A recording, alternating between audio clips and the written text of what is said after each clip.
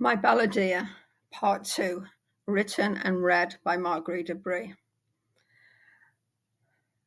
Tacoma's view.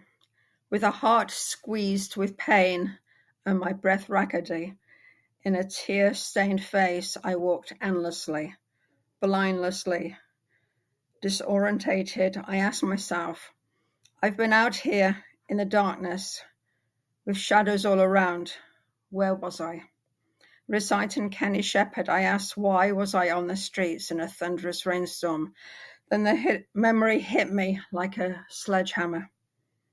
My girlfriend had thrown me out believing I was untrue.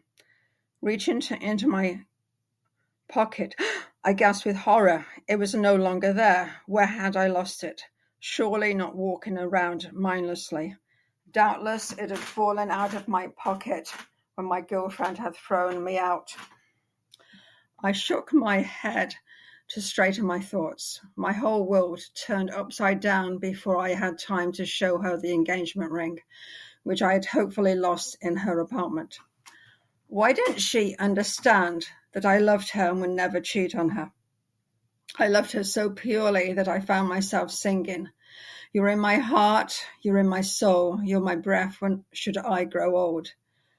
Rod Stewart said it so eloquently.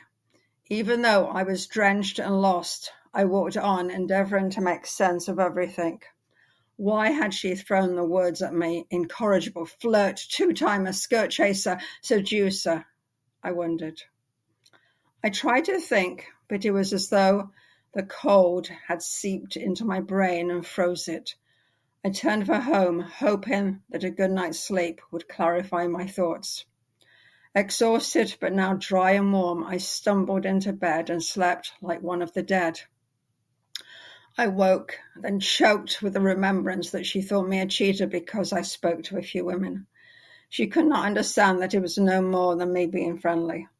What a fool I was not to understand her. I loved her and wanted to marry her because our love's so pure.